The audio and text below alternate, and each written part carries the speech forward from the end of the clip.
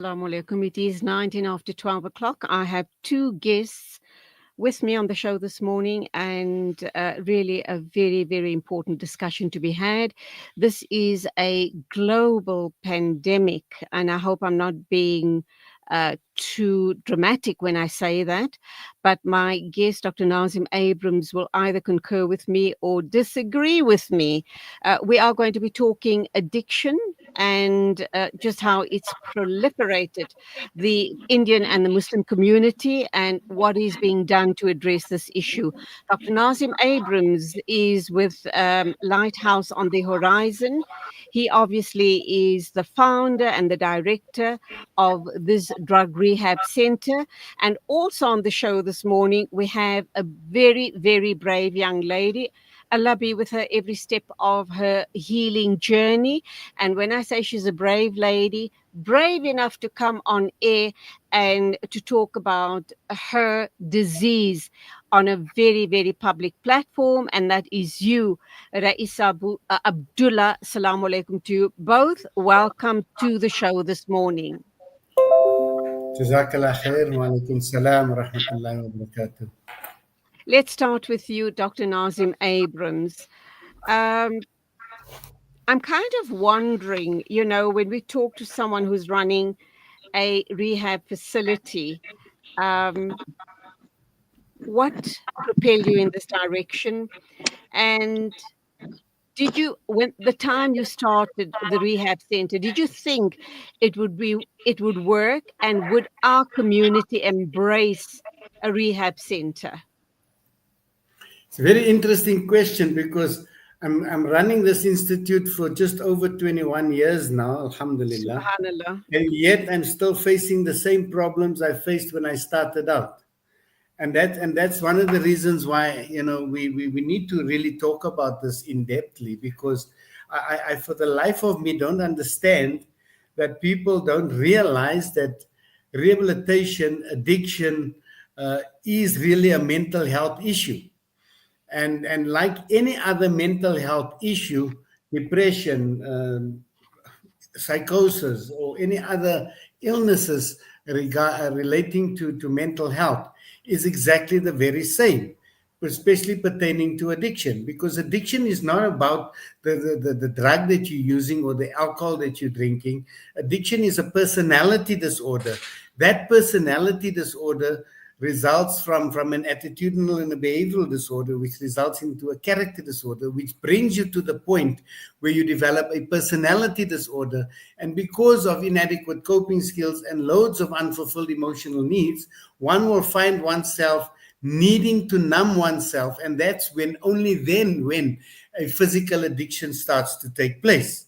So for the life of me, I don't understand. And even though people say they understand and they accept that it is part of mental health, but the way they treat it, they're not treating it like it is part of mental health. For one, the denial factor is horrific. There's avoidance of reality. There's codependence and a need for control. There's trying to control the uncontrollable. There's minimizing, rationalizing, enabling. All of these things are taking place, and the worst of all is the denial factor. And because this is the case, we just people don't understand, or I don't believe that they understand or comprehend with the fact that it is really a huge part of mental health. Sad to say, I think the reason why our community is in denial is because of the shame and the judgment attached to addiction.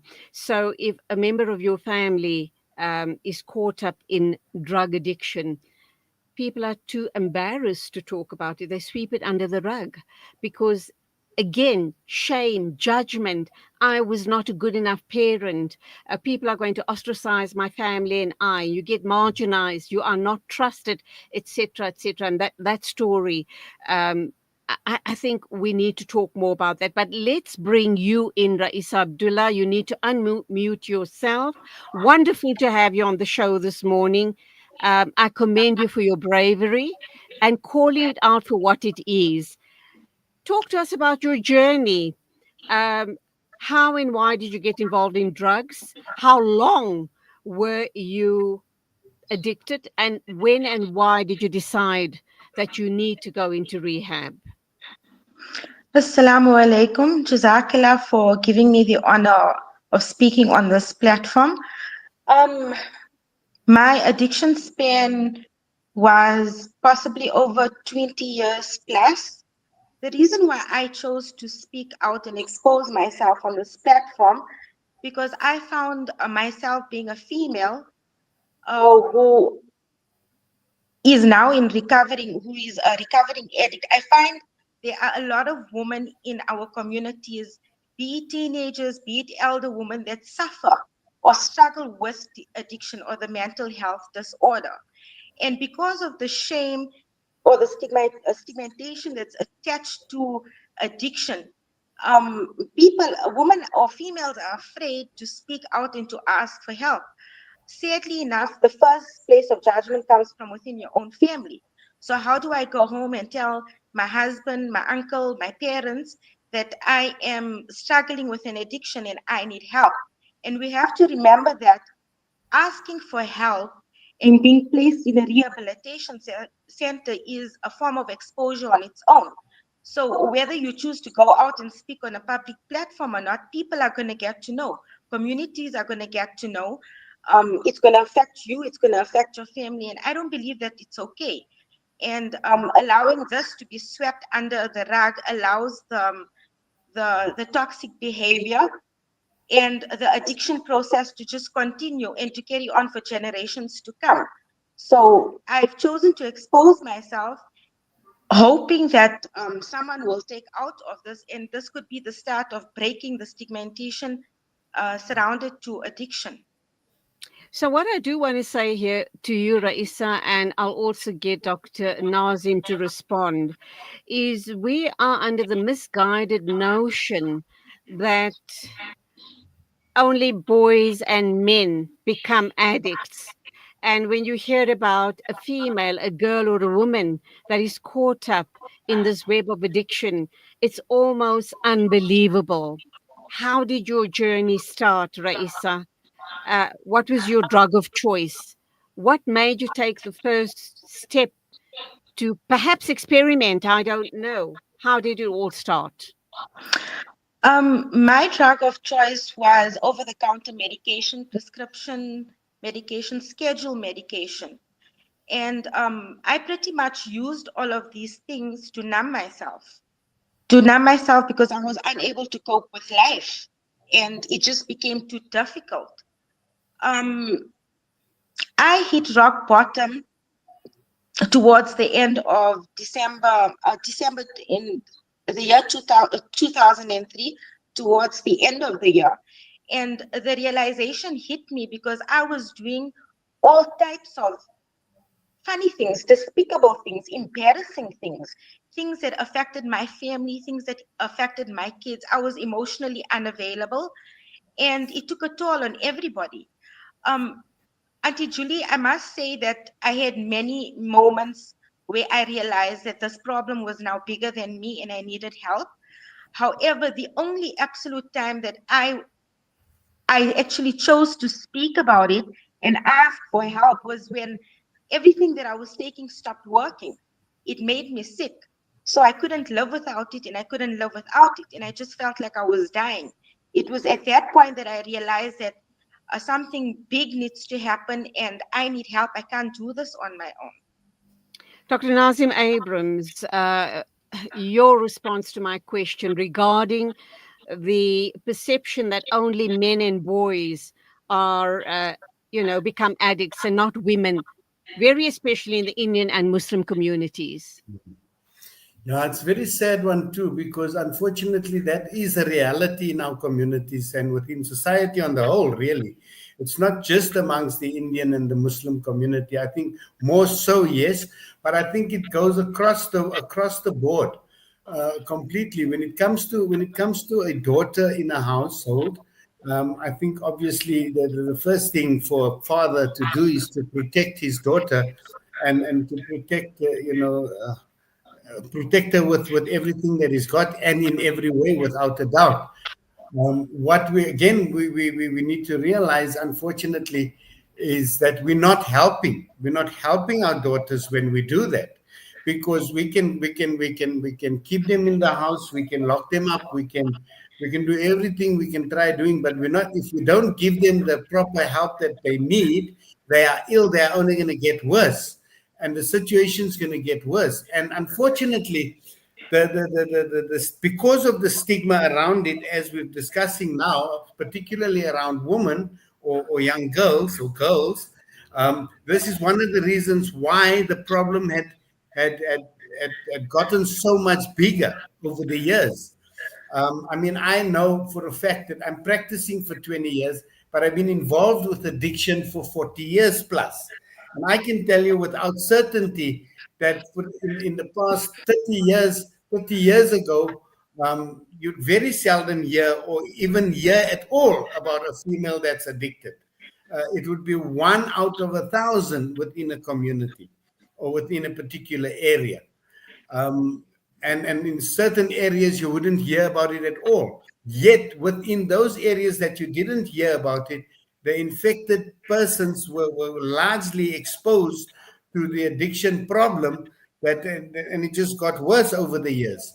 So it's really sad, but it's also a reality that it is so. Yes, and we can only pray by programs like this that we can educate our parents and grandparents and also the community at large, so that they can be educated and empowered to understand that addiction is really mental health. That is why I chose the topic as you've put it up, mental health versus addiction. Okay, Addiction, so mental health. okay, let's get back to you, Raeesah. You decided then you needed help. Who or what was your first port of call, and how did you then decide that the Lighthouse on the Horizon, which is Dr. Nazeem Abrahams' rehab center, would be the place for you? I have no doubt in my mind lots of research must have gone into choosing the right place. That being said, as well, and Nazeem, you will also come in here at some point, is you can take your loved one to the best, supposedly best rehab center in the world. But if they're not ready to clean up their act, nothing is going to change at all. So, Raeesah, back to you. Um, that's a very interesting question, Auntie Julie, because when I hit rock bottom, I reached out to a cousin of mine who's much elder than me, and I shared with her what I was going through, and I exposed myself to her. This happened over a span of a couple of weeks, I think. And what she then did for me, now when I reflect back on the journey, is she created space for me. She allowed me to be as I was. So her reaction towards me exposing myself as an addict was not the typical, oh my God, what are we going to do? Or we need to hide this, or we need to cover it up, or never tell anyone about it at home. She allowed me space to speak my mind, to speak my heart. And from then, from that point onwards, I knew that I could be honest. I knew that I could be vulnerable. I knew that I could trust. I felt like it was a place of safety. And it was then that she began sourcing out rehabilitation centers. I wasn't much part of that process. However, when it came to crunch time, she did tell me, look, these are the centers that are available that you can go to. These are the names. I want you to go search them, to read up, to phone in, ask whatever you want to ask, and then the final decision is yours to choose where you'd prefer to go.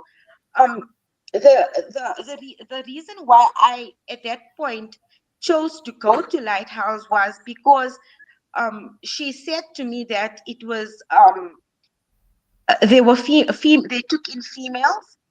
It was a Muslim run facility. The food was halal, and the owner was a Muslim person. So that on its own gave me some sort of comfort, and I felt like I would be able to relate in a center like that. And it was at that Alhamdulillah. point, Jane.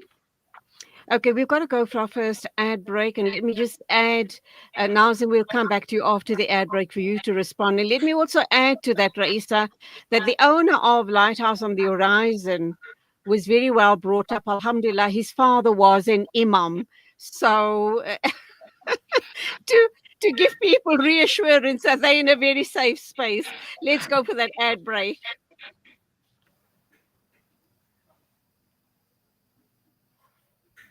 When do they even get time to study? As a mother, all I can really do is make sure they have all they need to perform at their best. That's why I choose to include Sunfoil triple refined pure sunflower oil with every meal I make. Naturally cholesterol-free and approved by the Heart and Stroke Foundation as part of a balanced eating plan. So whether I'm cooking, frying or baking, I know every dish will be a wholesome one. Sunfoil, now we're cooking. More than 800 million people around the world live in deep poverty, uncertain of where the next meal will come from. For those on the brink of starvation, a food pack means survival, dignity, and hope. Send food, send kindness. Be the reason a family does not go hungry. Donate now to Islamic Relief. When the perfect blend of stylish decor, exquisite halal cuisine, and warm hospitality come together, it could only mean Al Bayt Lodge, your true home away from home. Al Bayt is the ideal heaven for families, business people, and tourists with its 4-star family rooms and other luxurious facilities, conveniently situated close to Port Elizabeth Airport, the beach, and other amenities. Your stay will be truly unforgettable, as you'll be taking home lasting memories of the warm hospitality, the serenity and tranquility that Al Bayt has to offer. For reservations, call 041 583 6415 or visit www.albaytlodge.co.za. Freedom Stationery supply Marlin and Marlin Kids pens to me and my school friends. They supply just about everything we need to help us get a better education, from books to files to rulers. In fact, any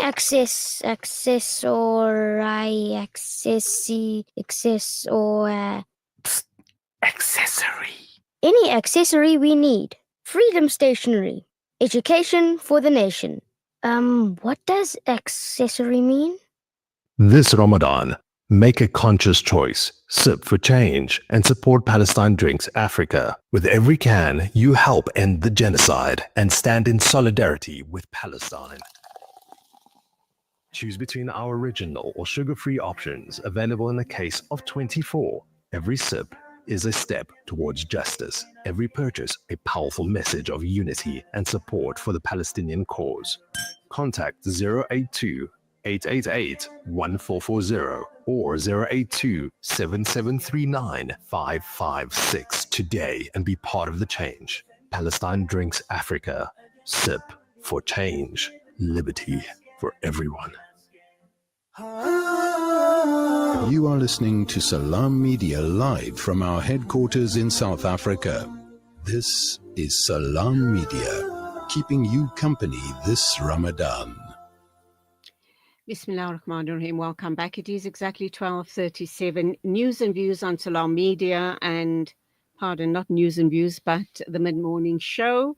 My guests are Dr. Nazeem Abrahams from the Lighthouse on the Horizon, a rehab center, and someone who is in recovery, Raeesah Abdulla, sharing her personal journey with us. Dr. Nazeem Abrahams, let's go to you and talk about the difficulty of, is it more difficult for people in recovery or people at your center going through the journey of recovery? Is it more difficult for them in the month of Ramadan? If so, why? It's actually not, surprisingly. In fact, if anything, it's a lot easier, I would say, and a lot of people would tend to agree with me.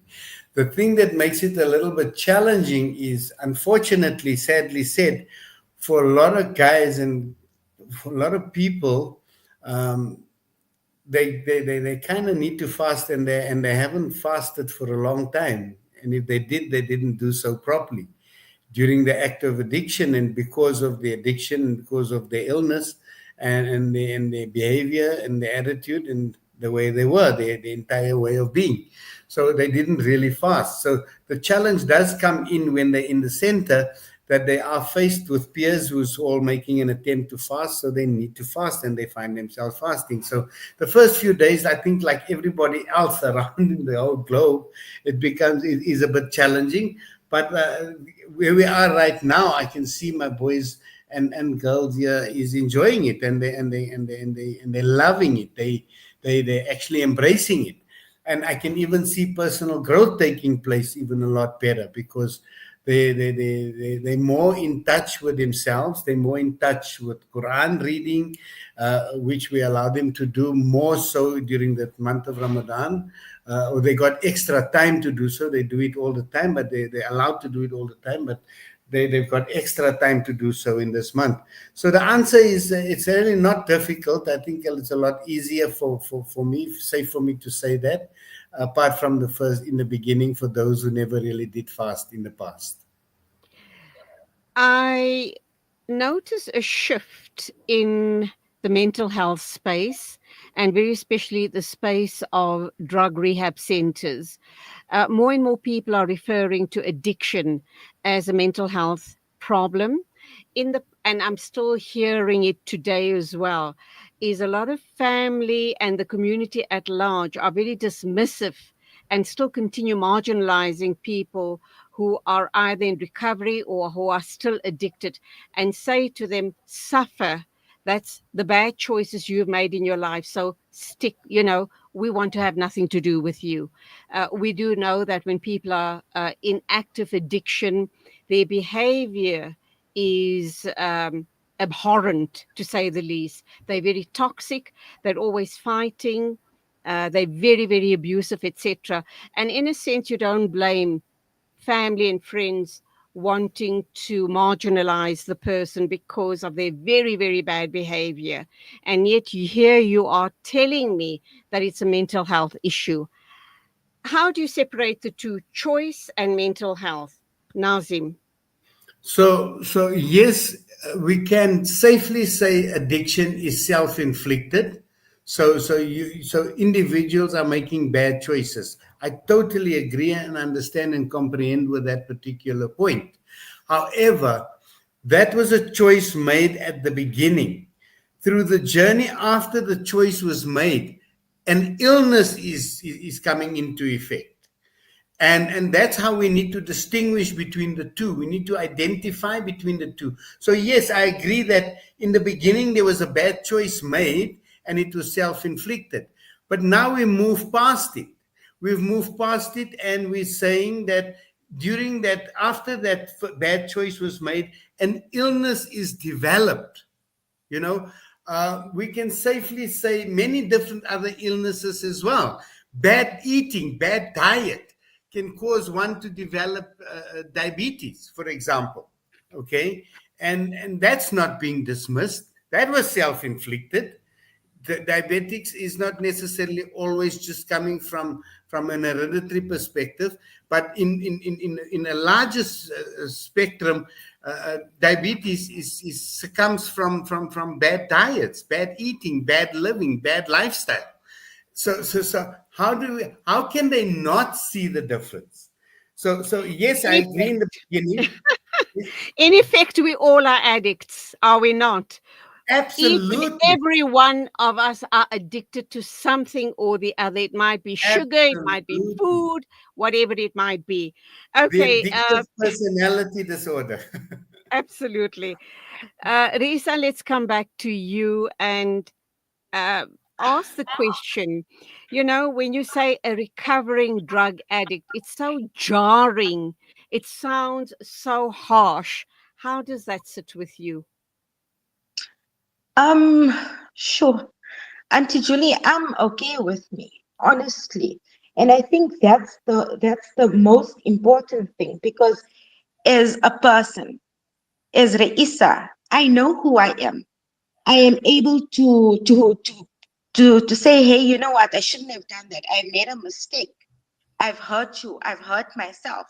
And that's very much a human thing to do, is it not? So I'm good with me. I'm able to fix my mistakes. I'm able to apologize. I'm able to rectify. So it doesn't matter what the next person labels me as. Out there, we are known as recovering addicts. It's up to the individual to then decide if they are going to now treat recovering addicts as they treat everybody else. That's your own choice. But how society or communities think of us as recovering addicts honestly doesn't affect me. I am good with who I am. I'm confident. I've got Allah at the center, my spirituality at the center of my life. I'm doing what I need to do. I pull myself up when I falter. I'm human. I'm not always perfect. But like just mentioned, we all have an addictive personality. So I don't know. I'm not going to make a comparison to people out there that don't have addiction problem, substance abuse problem. But I also believe that my Allah is good with me. So why should I even give time to anything else? Alhamdulillah. 20 years later, you've been in active addiction for 20 years. How long are you clean now? And how difficult is it for you? Do you find there are challenges along the way, challenges and triggers? And what is it? What is your self-talk that kind of holds you back and says to you, "You've got this, girl. You're not going to let it beat you." There's a lot of factors that contribute to the recovery process. I'm out now for, I think, roughly 10 months. Um, I speak to my accountability, my mentor, Dr. Nazeem, and other accountability partners quite frequently. It's a process and it's really a journey in understanding myself as a person, where I falter, how my mind works, and understanding feelings and thoughts. Not everything that I think and feel is real. And how much do I feed into that? I try to write a journal every day, and I ask for help when I don't feel okay. For me personally, I used to feel extremely confused. It was difficult to make sense of a lot of uh, simple things. And it was just reaching out for help and asking for guidance. Auntie Julie, every day is not the same. It's not always a walk in the park. But when it comes to triggers, my journey thus far has taught me triggers only reveal parts of me that have not healed. So as soon as I feel triggered by something, I'm able to take my 2 steps back and perhaps even reflect, what is it and where is this really coming from? And once I'm able to get to that point, I can then work through it. So in a moment when I do feel triggered, the best thing that I can do for myself is to move away from the thing that's triggering me. And when I'm in a better state of mind, or a bit calmer, then I go back and ask myself, what is the part of me that hasn't healed? So essentially, it's always doing the inner work, working on myself, and it's like going back and working in reverse, sort of, and redoing events in my life that took place or experiences that I had, and understanding the hand that I played in my own suffering. And on a daily basis, if something is not okay or if I'm not feeling good, then I have to be able to be honest enough with myself to ask myself, what hand am I playing in my own suffering in this particular scenario? So it's transparency, it's honesty. And to be quite honest, I speak to my mentors almost every day of my life in this past 10 months that I've been home. And that's what has given me the strength and courage and determination, alhamdulillah, to be here today. Undoubtedly, your family support structure also plays a very crucial part in your recovery. How is that for you? Parents, siblings, a husband, children. How's all this playing out? Alhamdulillah, I do have a good support structure at home. But for me personally, I don't believe that a recovering person's support structure determines whether they're going to relapse or live in recovery. I don't think that is entirely true. I think it depends on the individual, because if I'm living in recovery, and if I'm constantly recovering from bad attitude and behavior, then I'm becoming a better person. And while I'm doing that, and that is in progress, the people around me are able to see the change take place. So they are always not going to be in my corner and supporting me. They're human beings. They're going to have off days, right? I'm also going to have to support them in their journey off. So yes, it is important to have a good support structure, but I don't think it is as important as everyone makes it to be. It's up to the individual.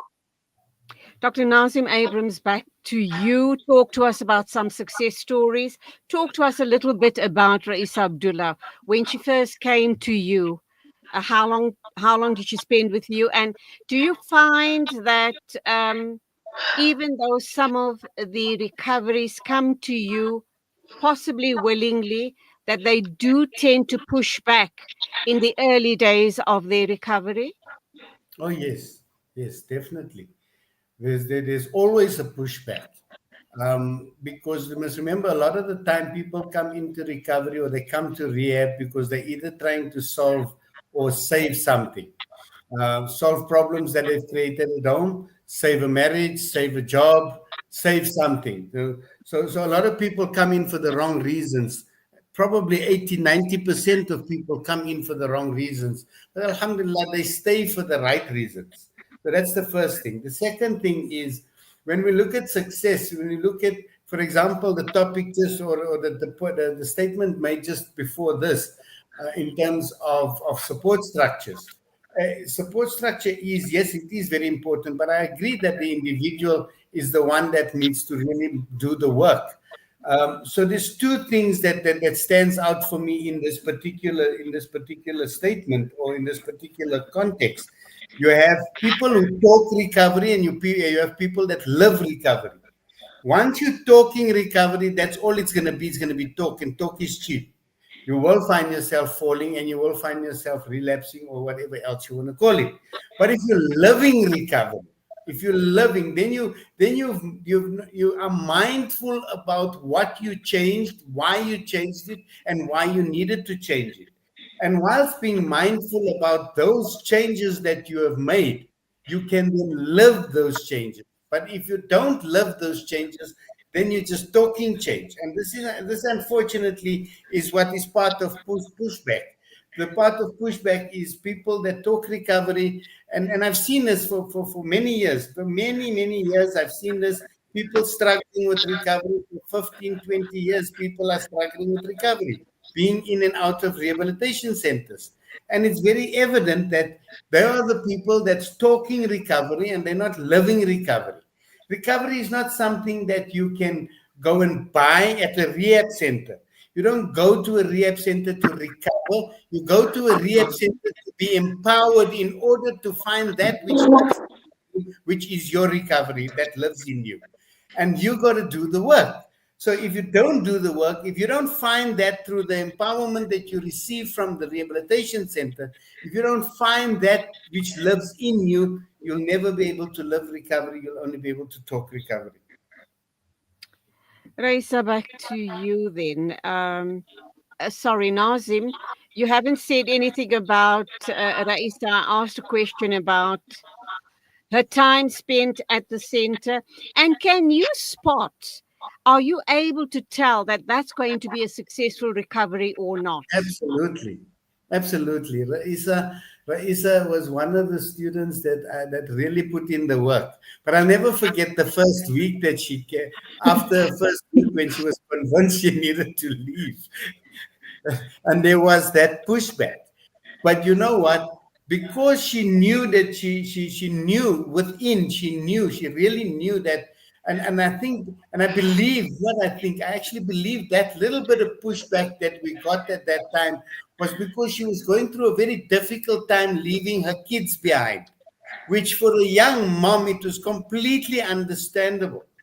But once we've managed to show her and help her see that her kids were fine and they were well taken care of, we never ever had any kind of pushback at all. So and you could see right from onset that Raeesah was doing the work. She was putting in the work. And yes, she had her ups and downs. We all have our ups and downs. We have our on days and we have our off days. But she had more on days than she had off days. And when she had off days, she was bold enough to identify that she was having an off day, and she'd talk about it and she would work through it. And that is why she so fantastically can work through whatever she needs to work through while being at home today for the last 10 months, because she has learned quite well how to work through what she needed to work through in the center. Whereas you find other people that is in the center for longer periods of time and they're just talking recovery. They're not doing the work. They're ticking boxes, as we would say. But you see it, and they talk the program so well, and if you didn't know any better, you'd say, wow, they'd be really the kind of people that you would wow. Yet when you look at and you observe the behavior that's displayed within the program, you can see that this is all just talk. There's nothing coming out that's substantiating what is said. Nothing in behavior is showing or substantiating that. With Raeesah, on the other hand, alhamdulillah, I think it's safe for me to say that we've seen that. We've seen the work being put in. We've seen her display that which she has learned and that which changes that was made. She practiced it. She applied it. Application was a big thing for her. Okay, we've got about 4 minutes to wrap up time. Raeesah, what was the most challenging part of your recovery at Lighthouse on the Horizon, and how much time did you in fact spend there? The only challenge I had was being away from my kids. Honestly, Auntie Julie, using something every day of your life for perhaps 15 hours every day, every other hour of the day, and to be able to go through a full day and get restful sleep. I knew that I'm getting somewhere. I couldn't tell that I'm going to get this right, but I knew I was a work in progress. So the only difficulty I had was being away from my kids, absolutely, because I knew that if I'm not going to fight for recovery, if I'm not going to apply myself, if I'm not going to change all the things about me that are now toxic, I failed at life. So that was it for me. I spent, I think it was 6 months at Lighthouse on the Horizon. And sure, I don't know, but when I often think about it, had I not been married at the time and had I not have kids, I really think I would have stayed a little longer at the point where I understood the personal growth that took place, and I could feel the changes and what I would call light bulb moments. When I started going through that process, if I had the privilege to stay on a little bit longer, I think I would have done it. Even now, I go in for aftercare every 2 to 3 months, and people think I'm crazy. But if I can stay in a extra week, I do it for myself, because I know that whatever I gain out of the center is just going to strengthen my recovery, and it's going to strengthen my character, me as a person. Subhanallah, and may you grow from strength to strength, inshallah. Nazeem, let's talk very quickly about the center. We've got about 2 minutes to wrap up. How is it at Lighthouse? How do you work with your patients? How do you help them gain skills? How do you help them gain skills to prevent relapse? And do you also incorporate mindfulness and other wellness practices into your program? We do. And this is the beautiful part of it. But the one thing I'd like to add to what Raeesah has just said there, for our listeners to please understand and comprehend. This is a woman, and not even a man. This is a woman that could go through this program for 6 months and still want to be back. So how manipulative are your sons being when they tell you it's difficult here and it's tough here? There's nothing tough about it. What's more tough than being in a rehab center or being at Lighthouse is drugging for 15 years, or having bad behavior and living a bad way of lifestyle for 15 or 20 years. That's more tough. That's more difficult. But coming back to Lighthouse, I mean, we run a very firm and assertive program. It's certainly no holiday house. It's all about responsibility and accountability. But the entire program is really based on family values, morals, and ethics. And one of the things our beloved Prophet Nabi Muhammad sallallahu alaihi wasallam was sent down to the dunya, sent down to us for was to perfect character. And in that sense, I've taken the terminology of attitude and behavior to a whole different level, understanding that is what shapes character is attitude and behavior. And if you have a positive attitude and a positive behavior and a positive character, there's no way you're going to indulge in the wrong things or do the wrong things. And that's what Lighthouse on the Horizon and TC really stands for. The therapeutic community stands holistically for striving towards a righteous way of living. It's not just about stopping to use drugs, but more so about how to live without drugs. Subhanallah, subhanallah. Nazeem, I commend you for still going strong with Lighthouse on the Horizon 20 years later, 20 years or more later. May you continue helping heal all those broken souls out there. That was your calling in life, alhamdulillah. You have a purpose. Continue doing it. And Raeesah Abdulla, I think you're a very, very wise young lady, alhamdulillah. Du'as for your total and complete healing.